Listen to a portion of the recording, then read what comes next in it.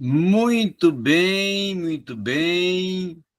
Vamos dar início, então, agora, meu prezado Davi Abreu, a segunda aula de grego. Vamos focar uns 3, 4, 5 aulas agora, só grego. Grego, grego, grego, grego. Aí depois voltamos lá para oratório, milética e outros assuntos que nós vamos colocando, tá? Vamos trabalhar bastante o grego, para depois entrarmos no homilético, oratória, mais tarde exegese, assim vamos ir fazendo essa sequência, certo? Essa sequência. Ontem não deu porque tinha aquele compromisso, eu até tinha esquecido que eu tinha aquele compromisso ontem, aí eu tive que mesmo estar presente, não teve como eu faltar, mas hoje estou aqui para, já que não fizemos a aula ao vivo, está aqui gravando, e aí vai ter a aula gravada, mas se der tudo correr bem, semana que vem vamos ter a nossa aula por videoconferência, vai dar tudo certo, ok? Então, continuando a nossa aula, trabalhando com marcas diacríticas, a partir já do próximo assunto que vamos tratar dentro da gramática grega, são aquelas referentes a alguns sinais e acentos específicos que vai conter nos termos vocais, palavras e expressões gregas, tá? As marcas diacríticas são compostas, então, por apóstrofos, como, por exemplo, o quando é que ocorre um apóstrofo? Quando uma preposição ela terminar com uma vogal e esta palavra venha começar com uma outra vogal. Aí a vogal vai, final, aquela que conclui a palavra, ela vai se tornar a primeira palavra de forma omitida, sendo uma palavra muda na sua verbalização, tá? Na sua verbalização, ela vai ficar com som mudo. Então, esse processo, quando ocorre na verbalização e na gramática, se chama a chamada de elisão. Elisão. Então, é marcado um apóstrofo quando ele é colocado no lugar aonde se omite a vogal. Por exemplo, aqui nós temos, tá, a expressão grega que vai indicar duas questões contrastantes. Por que contrastantes? Nós vamos ter, primeiramente, a expressão que está aí colocada, que é tal, emne, ou seja, minha, de minha, sabe? De minha, tá? O de mim. Pode tanto ser de minha como de mim, tá? Tanto no masculino como também no feminino, e pode ser usado com duas propostas distintas e diferentes até do que está sendo aí observado, tá? Uma outra questão também a colocar e considerar é quando... esqueci de compartilhar o slide, né? Já estava aqui falhando, e eu vou aqui colocar o slide aqui e voltar novamente, porque nós não podemos fazer uma aula de grego sem slide, né? O slide tem que estar aí sendo visível para você até poder compreender bem o assunto que está sendo tratado, porque sem slide não adianta, né?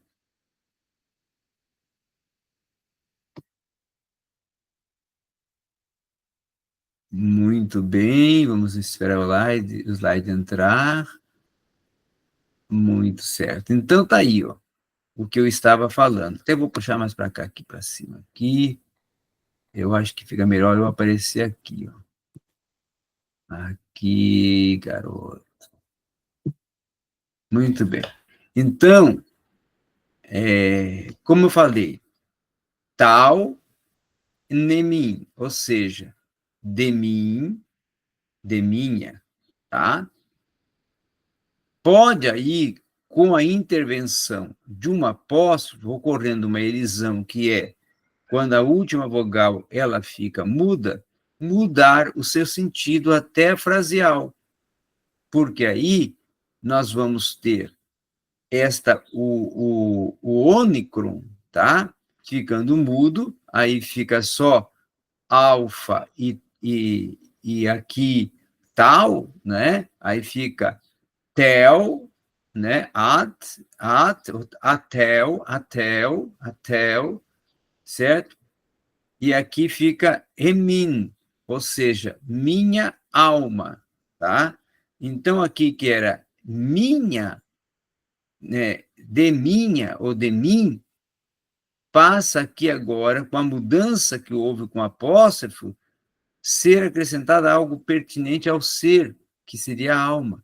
Então, há uma mudança até vocálica e também até uma mudança de palavra, porque essa conotação mim ou minha vai ser uma conotação de contexto interior, relacionando como se o interlocutor estivesse falando sobre a sua própria alma, tá? Por isso que fica agora mudado o sentido implicativo da expressão que foi falado, certo? Então, agora, se aqui nós falamos tal em mim, certo? Aí ficou de minha, agora é tal em mim, minha alma, certo? Mas de uma forma que esse em mim fica em mim, em mim, em mim, em mim, onde você subtraiu uma vocalização, uma verbalização, olha como ficou, em mim, e esse em mim ficou ainda indicando alma, certo? Vamos então agora para o próximo slide. Já no próximo slide, nós vamos ver os acentos sendo tratados. Quase todas as palavras, quando estão em grego, elas têm um sinal de acentuação. E aí é colocado acima até, inclusive, de uma vogal, em que vem a demonstrar qual sílaba que está sendo acentuada, tá? Originalmente, esse acento era considerado, nas primeiras gramáticas, a gramática clássica, de diapasão, certo? Porém, é importante nós vermos que houve uma modificação, aonde agora o acento agudo vai indicar originariamente, de uma forma original, a diapasão, subindo um pouco até na sílaba quando ela é acentuada, tá? I tell, certo? Então, acentuou o tse, o acento grave. Então, quando indica que originariamente a voz caía um pouco, ou cai um pouco na sílaba acentuada, modifica também. Cai, teos, logos, certo? Cai, teos, logos. Então, você vê aqui justamente falando o quê? Para Deus, ou, aqui o ônicron, que cai mudança, ou para Deus, o logos, ou seja, a mudança de o Deus que encarnou-se, o logos, o Deus a palavra, o Deus o Cristo, tá? No sentido aqui, seria uma expressão indicando que para Theos, Deus, ou, no caso, aqui teria sentido de o logos, ou a palavra também, no sentido de tanto masculino como feminino, indicando o palavra, o logos no sentido de o verbo, ou a comunicação, né? Porque logos também pode ser verbo, pode ser comunicação, pode ser historiografia, como pode ser também palavra, viu? Então, no acento circunflexo, já vai se indicar justamente uma outra questão importante, que é quando a voz sobe, então ela cai um pouco na sílaba acentuada. Sempre que a voz sobe, ela cai na sílaba acentuada, tá? High fins, certo? Então, você viu que esse no hyphens, houve aqui uma acentuação, certo? A acentuação do quê? De sinal? Não, de voz, ênfase vocálica, tá? Uma outra questão também a ser pensada é a questão da pronúncia. Nós começarmos agora a pensar, projetar e mensurar como se pronuncia as palavras gregas, tá?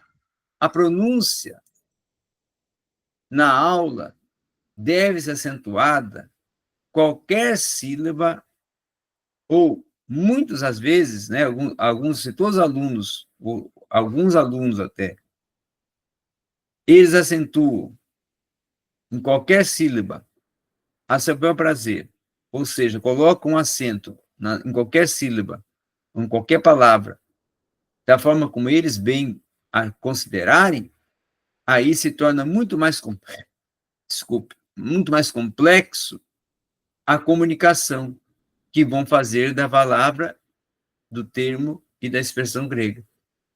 Então, a memorização, ela é importante? É, mas precisa ter alguns cuidados também. Se você se obrigar a pronunciar uma palavra, um verbo, uma terminologia grega, da mesma maneira que em todas as ocasiões você vai fazer essa memorização vocabulária, ou do próprio sentido do alfabeto, ou do próprio sentido do verbo, pode também se tornar muito mais difícil. Então, é preciso que exista e seja separado algumas palavras que elas têm uma sonorização idêntica e um sentido idêntico entre si, para que essas, você excetuando-se os seus acentos, você venha depois conhecer como os acentos dessas poucas palavras podem ser introduzidos de grande utilidade, ou pode se tornar de grande utilidade dentro da aplicação dessas palavras. Tá? Então, é preciso ter essa visão, essa compreensão, até para poder, na pronúncia e no exercitar a pronúncia de um termo, de uma palavra grega, ter esse cuidado, certo? Uma outra questão também é quando você trabalha já no aspecto da pronúncia com a silabificação. O que seria uma silabificação? A silabificação é quando você começa a trabalhar com as expressões silibáficas, ou seja, do emprego da sílaba dentro da palavra e dentro da expressão fraseal. Então, assim como é importante aprender como pronunciar corretamente as letras do alfabeto, tá? Também é importante pronunciar corretamente as palavras, as sílabas, as expressões. Então, esse reconhecimento de que as palavras em grego, elas são silabificadas de modo até básico, igual às palavras que ocorrem no nosso português, também precisa se acompanhar algum sentimento, ou seja, você em algum momento de uma expressão, de uma pronunciação, de uma sílaba, tem que empregar o sentimento que está relacionado a ela, para dar uma conotação mais sentimental à vocalização da palavra. Então, você não pode falar teós, somente teós. Não, você tem que colocar agora uma expressão sentimental. Teós, tá? Que é justamente aquele sentimento, aquele sentido de adoração. Teós, né? Então, se, portanto, você acompanhar o seu sentimento, você já se fica as palavras gregas de uma quase automaticamente. Logos.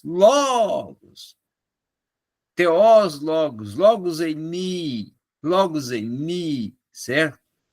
Então, a segunda maneira já é aprender algumas regras básicas dessa silibificação para se tornar essenciais quando você dominar o processo da silabificação, que é o processo da pronúncia, da fala, da expressão, pois de uma outra forma nunca você vai conseguir pronunciar de uma forma correta e consistente a palavra ou a sílaba, né? Tem muitas pessoas que erram uma expressão por ter dificuldade com a pronunciação silibáfica, tá?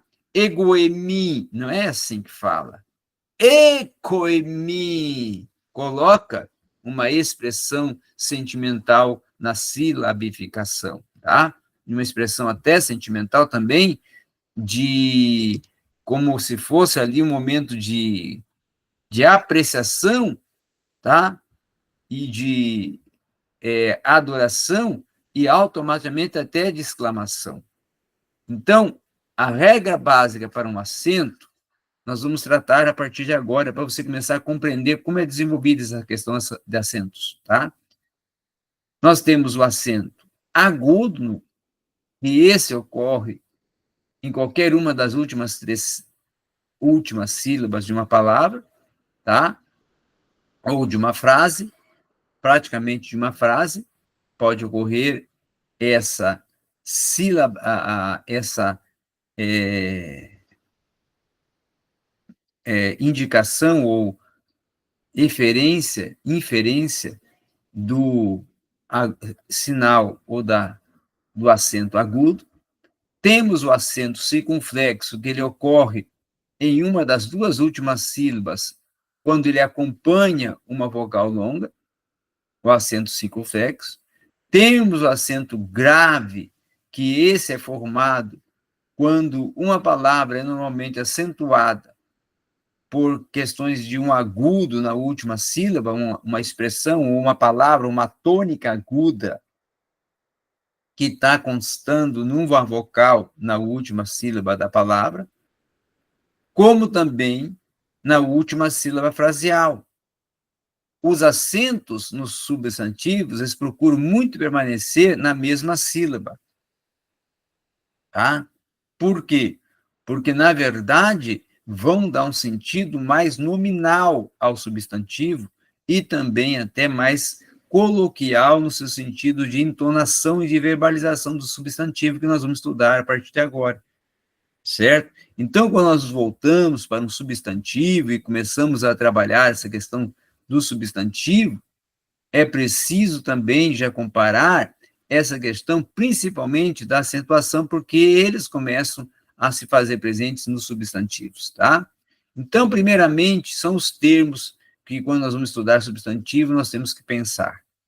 Os termos se tornam, primeiramente, a forma em que uma palavra muda quando realiza funções. A inflexão, então, é a forma quando uma palavra muda, quando ela realiza funções diferentes numa frase, ou quando a palavra muda de significado. O termo é uma palavra, o termo é uma expressão, tá? Grega, uma expressão singular, uma palavra singular é um termo. Quando é uma expressão já frasial, aí é uma expressão frasial, consonantal, de uma construção semântica de uma expressão, tá? Que está relacionada já a um texto específico. Então, a língua grega, ela se torna bastante flexionada, ocorrem as flexões, que são muitas vezes alterações do emprego das orações, ou seja, da construção frasial e também do seu significado. Muda, muitas das vezes, uma palavra dentro do contexto frasial, ela vai declinando, ela vai modificando, ela vai sendo flexionada, vai alterando o seu sentido, alterando a sua relação contextual na frase. E aí, desta forma ocorrendo, ela altera o seu sentido não somente vocálico, mas também como sentido de significado, tá? Até para adequar-se à proposta frasial. E o caso, quando ocorrem esses casos, são palavras que vão desempenhar funções, tá? Que são funções diferentes numa frase ou uma oração, em que essas funções são chamadas de caso. Então, quando ocorrem essas flexões e essas modificações da palavra, no sentido de adequação dentro de uma frase, nós vamos denominar no grego de casos, tá? Que estão ocorrendo. Então, em português, temos 3 casos, subjetivo, objetivo e possessivo, tá? Isso no português. Já no grego, nós vamos ter também 3 casos distintos, que são, já no caso, também, esses aqui são do português, tá? Que são, no caso, o número, o gênero e a forma lexical, tá? Então, eles estão, voltando aqui, o subjetivo, possessivo e objetivo, no grego, seria o passivo, tá? Seria o possessivo, que também tem o possessivo, e seria já também o outro que é já o passivo, o possessivo e o objetivo, também em alguns termos gregos vai ter, mas em outros momentos pode ser alterado para uma outra proposta, certo? Para o objeto. Então, o objeto da frase, o objeto da palavra, o objeto do termo, certo? Agora, indo já à frente, trabalhando com características e funções. Eu estou fazendo essa alternância e apressando um pouco aqui o conteúdo para nós chegarmos aonde é o nosso foco, que é a fala, que é começar a pronúncia, começar o conhecimento fraseal, a trabalhar com as palavras, o emprego das palavras, o emprego dos termos, o emprego gramatical, para facilitar nosso processo da exegese, tá? Quais são as características e funções relacionadas a alguns elementos gramaticais? Nós vamos ver a partir de agora. Primeiro, o número. São palavras que podem muitas vezes estar no singular, como também pode estar no plural. Então, quando eu utilizo a expressão, o elemento gramatical número, eu estou indicando na gramática grega que é uma palavra que tanto ela pode estar sendo efetiva no singular, como pode também estar sendo efetiva no plural. Já quando eu trabalho nos gêneros, eu trabalho substantivos que são próprios, como também pode ser substantivo singular, como também um adjetivo. Um pronome que também pode mudar a sua forma, como de acordo com a sua própria referência, pode se tornar um objeto masculino, feminino ou neutro. Tá? Um gênero natural é quando significa que uma palavra ela irá adotar o gênero do objeto que ela está representando. Já a forma lexical apesar da maioria das pessoas falar em alguns, o que está expresso em dicionários, em léxicos, tal, elas não aprendem nos vocabulários. Por quê? Porque a forma lexical é aquela forma em que a palavra é pronunciada, construída e também contraído o seu significado, o seu sentido aplicativo dentro da gramática, dentro do texto, dentro da língua. Aí entra a questão linguística e a questão semântica. Por que semântica? Porque ela se torna uma construção que vai de encontro a um texto, vai de encontro a uma proposta, a um conteúdo, e aí tem o sentido alternativo dentro da semântica, dentro da proposta gramatical do texto, tá? Muito bem, eu acredito que esta aula de hoje já foi bastante produtiva para nós compreendermos algumas questões diretivas da aplicação do grego e do trabalho de como desenvolver a parte gramatical, e nós vamos parar com 10 slides, fazendo em cada aula sempre a média de 10 slides, para não ficar muito difícil para a sua compreensão e até para não dificultar o seu processo de conhecimento do assunto, tá? Para até facilitar essa absorção do assunto e também para você ir começando a entrar dentro da gramática instrumental grega. Na semana que vem, então, nós vamos ter uma aula, já vamos prover uma aula por videoconferência para podermos desenvolver uma aula já por videoconferência. Temos essa proposta, temos essa oportunidade, ok? Então, tá certo, foi uma boa aula, acredito que teve um grande proveito, e nós vamos encerrar ela por aqui.